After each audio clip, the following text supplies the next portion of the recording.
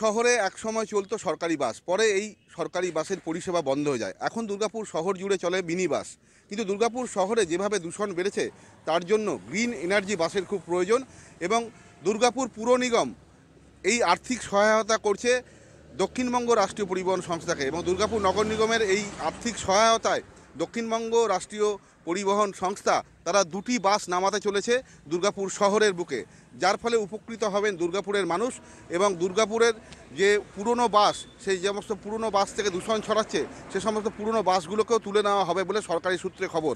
এবং নতুন এই সিএনজি বাস দুর্গাপুর শহরে চালু হবার পরে মানুষ তো উপকৃত হবেনই এবং দুর্গাপুর শহরের পরিবেশের ভারসাম্য অনেকটাই রক্ষা হবে বলে মনে করছে দুর্গাপুরের প্রশাসক।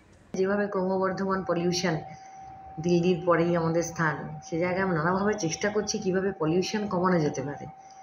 বেশি বেশি করে গাছ লাগানো থেকে শুরু করে এখন যদি সমস্ত ভেহিকেলসগুলো আমাদের ইলেকট্রিকের হয় তো অনেকখানি দূষণ কমবে বলে আশা করা যায়। সমস্ত ভেহিকেলস এখনই করা সম্ভব হচ্ছে না, ভবিষ্যতে পরিকল্পনা আছে।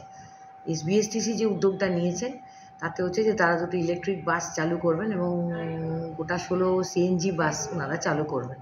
ইলেকট্রিক বাসের ক্ষেত্রে আমরা এগিয়ে এসেছি এবং আমরা 5,20,00,000 টাকা বরাদ্দ করেছি এই বাসগুলো কেনার জন্য। তার মধ্যে একটা হচ্ছে 1 কোটি আর একটা হচ্ছে 4,20,00,000 এটা দেওয়া হয়েছে এবং এই অঞ্চলের মধ্যে এই বাসটা চললে ভীষণ সুবিধে হবে সাধারণ মানুষের। অনেক সময় হয় যে অনেক মানুষকে ভোরবেলায় ট্রেন ধরতে হয়, সে সময় রাত্রিবেলায় বা খুব ভোরে খুব সকালে বাসের প্রয়োজন হয়, তখন কোনো বাস সার্ভিস আমাদের এখানে থাকে না। অনেক সময় রাত্রের দিকে বাস সার্ভিস থাকে না, একটা পার্টিকুলার টাইমের পর বন্ধ হয়ে যায়।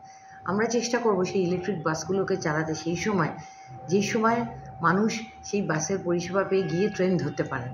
আমার শহর দুর্গাপুর থেকে সঞ্জীব সুই, কলকাতা টিভি।